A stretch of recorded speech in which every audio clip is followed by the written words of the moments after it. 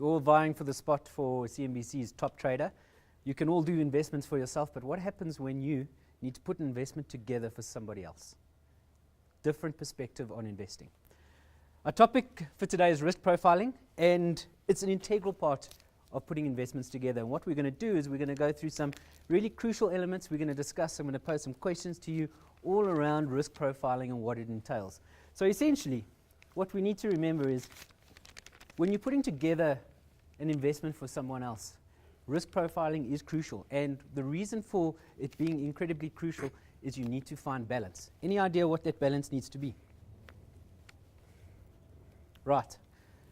Your investor that you're putting this together for has an expectation of that investment. But balanced up against that expectation is an element of risk.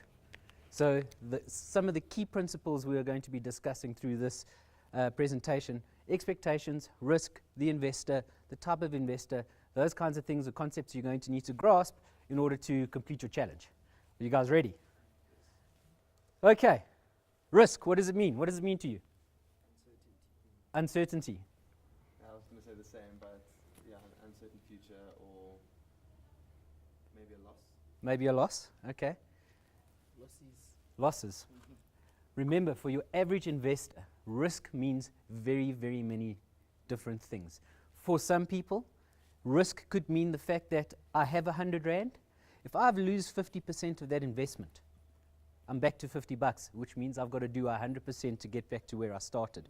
So that type of loss for them, it's an emotional roller coaster. It's absolute fear. So that's one area of risk that for some investors. But for other investors, there's other types of risks out there that they need to be concerned about. So what we're going to do is we're actually going to discuss different types of risks. You guys are very familiar with market risk. What is market risk?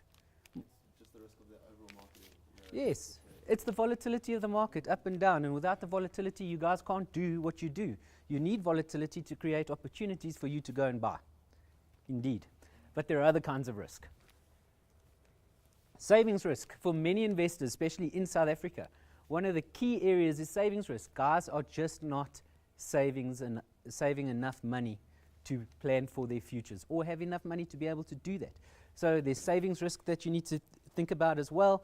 There are other things within that as critically important. Inflation risk. Anybody have any idea what that means? Your money is losing value over time, so you want to make sure that your return is greater than inflation. Correct. Anybody else? You could expand on that a little bit. So let's say, for instance, you retire with a pot of money, or you can no longer work, but you have a pot of money. There's also the risk that that pot of money erodes because either you live too long and inflation starts to spiral and your investment, what you have saved, doesn't keep pace.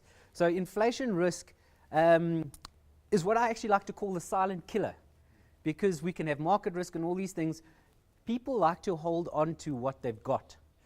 They don't think too far into the future. Lots of people are not concerned about the inflation risk inherent in the investments. And if you've retired and you're 20 years down the line, and 20 years ago you were receiving an income of 5,000 Rand and you're still receiving 5,000 Rand today, it's worth probably $750. So inflation risk is critical when coming to risk profiling. Emotional experience, guys, is also very important, because you can have someone in an investment, but if that investment keeps them awake at night. So in 1 week, they're happy because the markets have run. In the next week, there's some news that comes out of the US, and we all know what that's like. Then that particular person is phoning you up and saying, what's happening to my investment? Markets are sliding. It's time to get out. These kinds of things are critical to thinking about when putting together investments for other people. For yourself, it's one thing, but when you need to start thinking about another person, it's a different kettle of fish altogether. So risk is key in the risk profiling, because you need to find out what kind of risk concerns that particular investor and how do you mitigate that risk. I think what's also important to remember is you can never get rid of all risk completely. There's always going to be risk. It's just about how is it that you manage and you mitigate that risk. And also expectations. If you communicate with that investor, explain to them the type of risks inherent in the investment, what they can expect. They'll have a much better level of comfort with the type of investment that you're doing for them. Currency risk. Where would we find currency risk? Investors investing money offshore. You could have a typical situation where a client goes and buys an investment offshore. The investment does terrific. It runs. But the currency goes against them. And it essentially outstrips the gains that they've got, and they probably get back to zero. So there's also things that you need to consider there. Currency risk is also very important as well. Okay, profile of the investor. Who is this person that you are putting together in the investment for? And a lot of these factors are incredibly critical to how you put that together, quite simply because that person is from a completely different background to you, has a different set of circumstances, has a completely different outlook on life. And you need to find the right balance, once again, between that person's expectations and the risk. And there's some critical parts about his personality, his life, those things that you can use to help balance that investment. So let's have a look at a couple of things. Age. Age is critically important. With age comes time horizon. If you have a longer time horizon in investment, it stands to reason that you could probably be a little bit more risky and buy riskier asset classes if you have time on your side. But age is not the only thing. You still need to look at all the other circumstances as well. Education. It's very difficult to put a complex investment together for a client if they have no understanding of that. You cannot bring across difficult, complex investments to them if they're not going to understand. So you need to then tailor make your investment in line with their education, so they have full understanding, they have full comfort in what you're doing for them. So education there also plays a role. What is that person's investment experience? Have they had investments in the past? What type of investments have they had, and how have they felt about those investments? What happened with those investments? Did those investments do what they needed to do for that particular investor? In other words, that investor made an investment. Were they happy with the outcome of that investment? If not, why? Because if you're dealing with a client who is negative towards investing, you need to find a way around those types of strategies, things you need to think about. So the investment experience and from the past is crucial in the profile of that type of investor. That person's background. If they were born into a family and their father was a trader, they have probably got a great background and understand volatility and risk and all these kinds of things. Very different from someone who might come from a completely different background. So their background shapes their thoughts around investments, what they want from the investment, what they perceive to be a risky investment. It also shapes their expectations of the returns of that investment and what they expect from you as the advisor who's actually putting together that investment for that particular investor. So that person's background is critical. Always think about where they come from, what are their expectations, what other circumstances are spread around that background when it comes to putting investments together for them. Income, very, very important.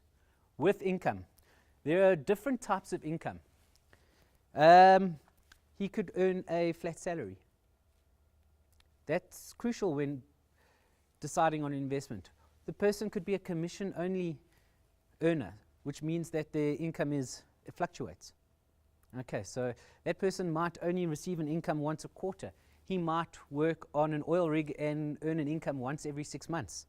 The person might have a challenge with income. The income level might be low, and they may not have that much money to spend on an investment. So how you structure that investment for that person is critical. So income will tell you a lot about expectations, what to do for the investor in terms of making sure there's enough money for that investor should something go wrong, should the person need emergency funds, those kinds of things. Personal circumstances. Is the investor married? Is the investor single? Does the investor intend on getting married, having kids soon, or is it something that is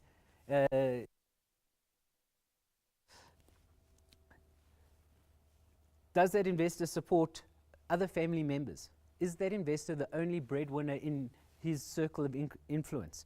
So that person's personal circumstances are critical. Health risks. Are there any health risks that that person has that you may need to think about in 5 years' time? You might need to cater for a particular expense that's coming. So these are the kinds of things when we look at someone's personal circumstances and the questions that you can ask someone when putting together a risk profile and when putting together an investment for a particular investor. Crucial. Debt. Why would you say debt is important? It affects income. It affects income. What happens if you do an investment for a guy? You place it in a fairly volatile, risky investment, and he comes to you 3 months down the line and says, look, I need to draw on that money as soon as possible because I need to pay off my debt, and he's down 10%. So you can't go and draw that money because he's down. You know he's going to recover, but he needs the money now. So there are certain things you need to look at. Debt. Does he have debt? What extent of debt does he have? Is it viable for him to even have an investment? Should he pay off the debt first? So debt levels are also critical when having a look at the profile of the investor, because that also, it plays into another role of the investor, debt. It's very much an emotional and a psychological thing. Someone is under extreme stress from debt levels. They can make very, very emotional decisions about their money. So these are things that we also need to think about when we're risk profiling. Current investments. Do they have current investments? Is there enough money stashed away for emergencies? Do they have funds, but they don't have access to those funds? There's some sort of term attached to it, those kinds of things. Emergency funds. Also very important, because we see guys who make huge investments, do not put money away for emergencies, and you have the same situation where all of a sudden the guy comes to you and he says, right, I need to access this investment, and it's not the right time to access the investment. So do we look at, does this particular person have emergency funds available for emergencies? Things like the car going in for a service or the geyser blowing, those kinds of things. And most importantly, the psychology of the investor that you're dealing with. Try to gauge, is the person level-headed? Do they make rash decisions? Are they incredibly emotional? Especially when it comes to money, because each individual has a relationship with their money. It's like your relationship with your spouse. That relationship is up and down, depending on how those investments go. So there's always an emotional attachment and an emotional relationship with their money. You need to structure investment where that person finds that happy middle ground. Their psychology will tell you a lot about what to do.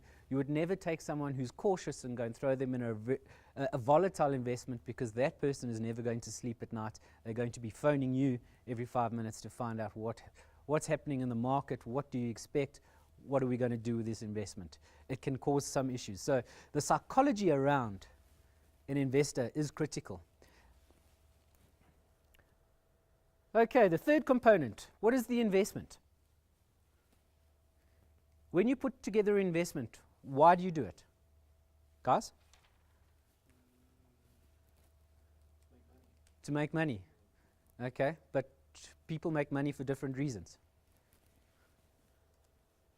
There needs to be an objective. So that investment, if you can identify an objective, you can create a risk profile and an investment suitable for that objective.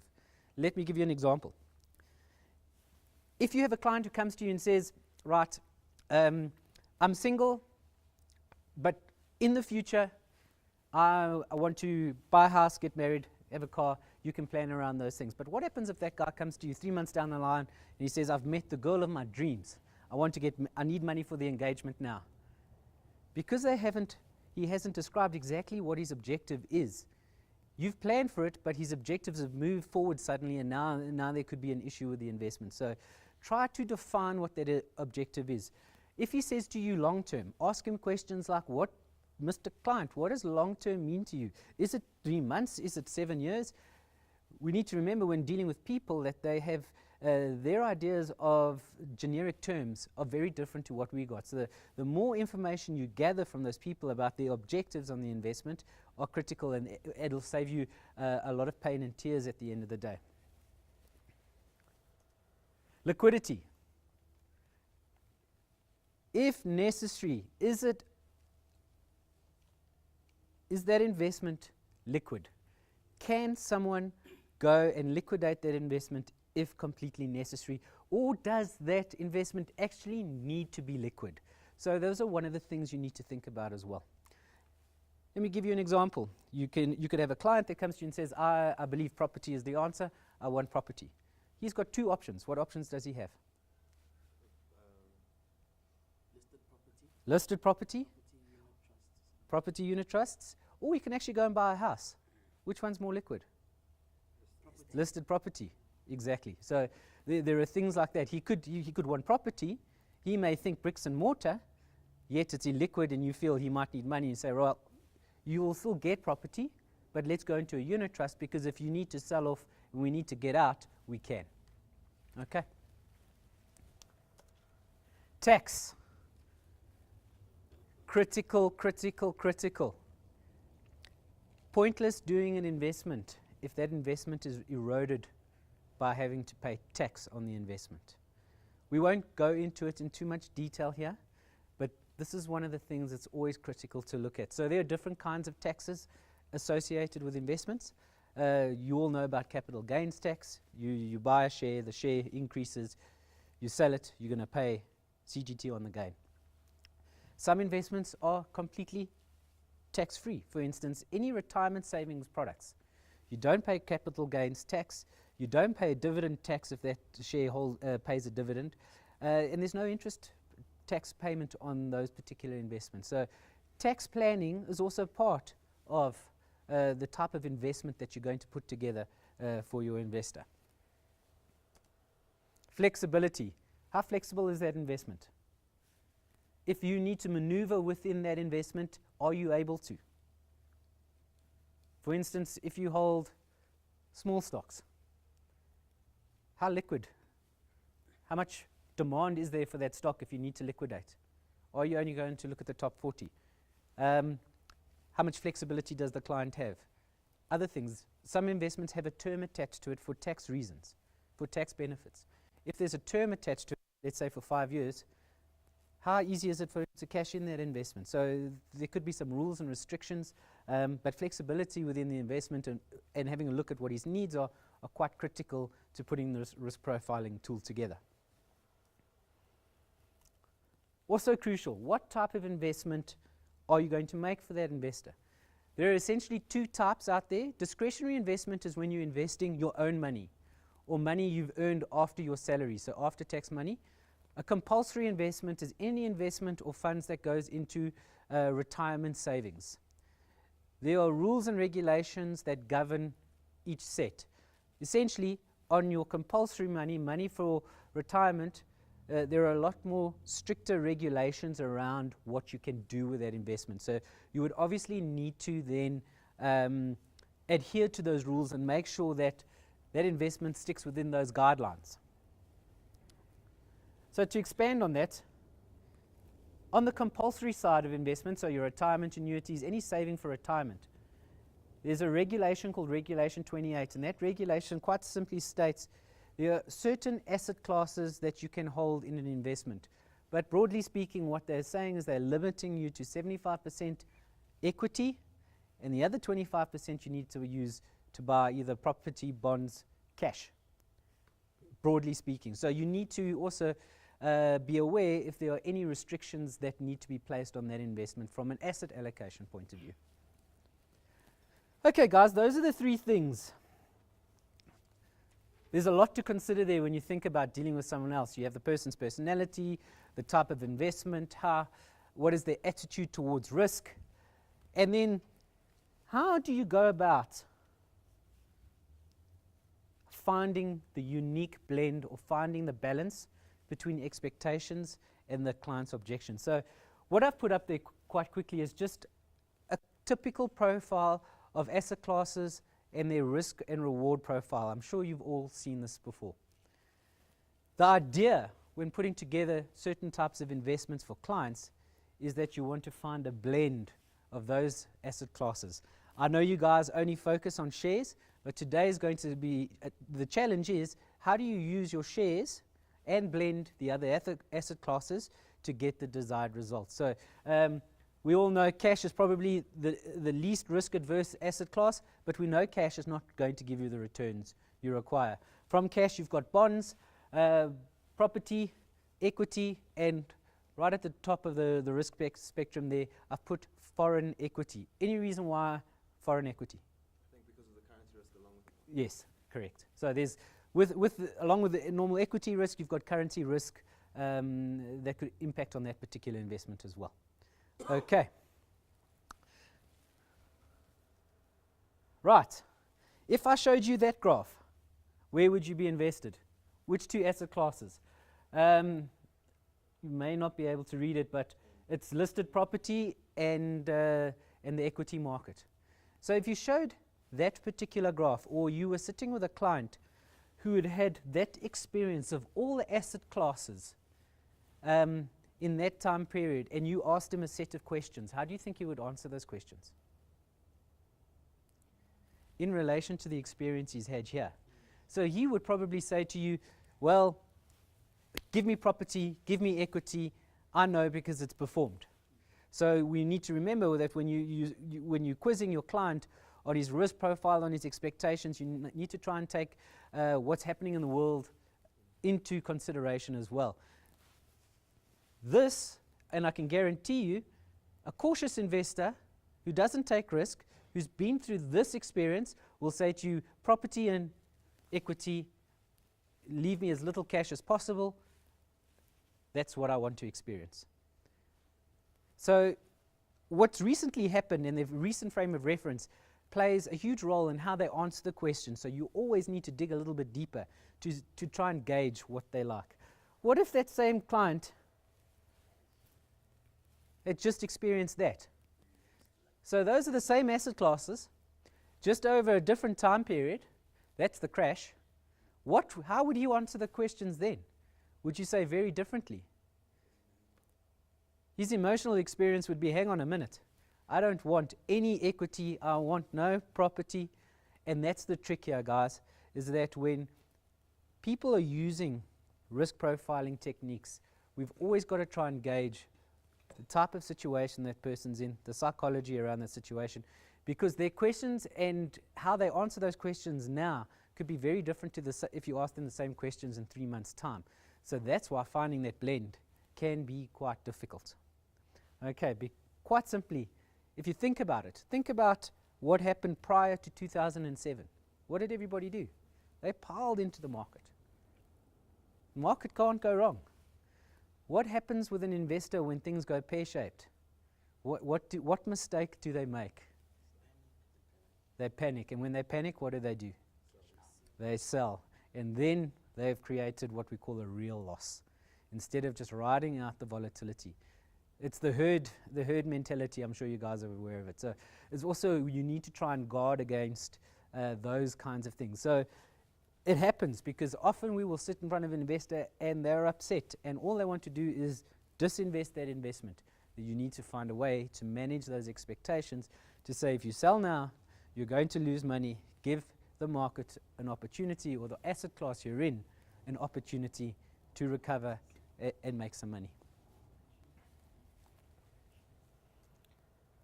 Okay, in this particular space, there are 5 types of risk categories we can generally put clients into. They range from aggressive, moderate, cautious, and conservative.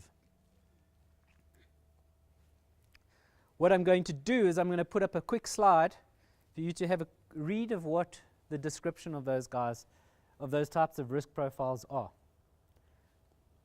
Okay, couple of seconds, have a quick read through the aggressive.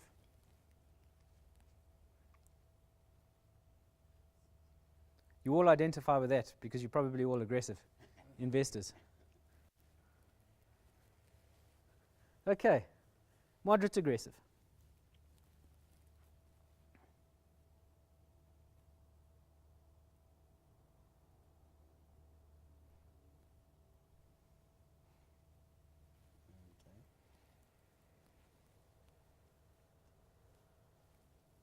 Moderate.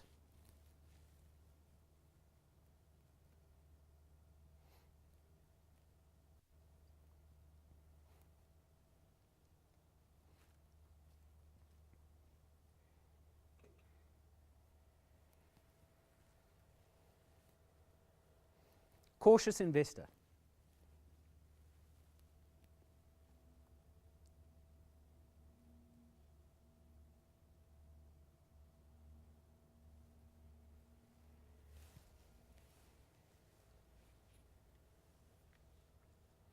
And lastly, a conservative investor.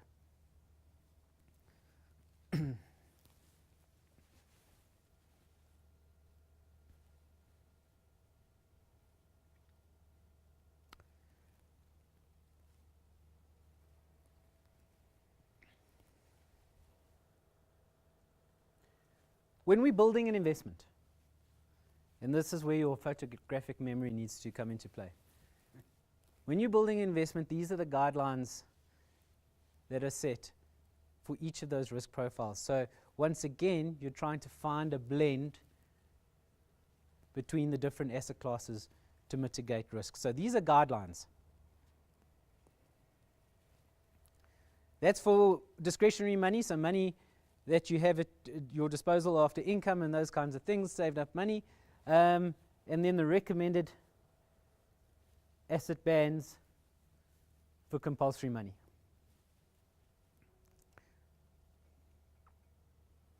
So those are your tips for the challenge. Okay, couple of things to think about. What happens if that person's risk profile, once you've determined it, will not meet the objections of the investment? What then? So these are things you also need to think about, because that often happens. The client needs to get to a certain objective, yet his risk profile doesn't allow him to take enough risk or have enough growth assets in his portfolio for him to get to his objective. So we need to find a way to change that. So there are tricks and tips, and there are lots of tools out there that you can use. Unfortunately, we're not going to give them to you today. But essentially, you can use other types of risk to get them to see value in what you're trying to do. So for instance, if the client is not going to get to their objective, talk to them about inflation risk. Mr. Client, do you realize that with this particular risk profile that you've got, at the end of the day, you are not going to have enough money to last you, because inflation is going to impact you at the end of your investment horizon. So there are those kinds of things that always happen. You will always get the client who says to you, I don't want any capital loss, but I want all the upside in the world. The perfect investment, everybody wants it. We know it doesn't exist. Okay, so once again, risk profiling, it's integral because you need to find a balance. The balance is between the objective of the investment, the objectives that you set out, and risk management and the emotional psychology around that person's experience with the investment that you are going to do.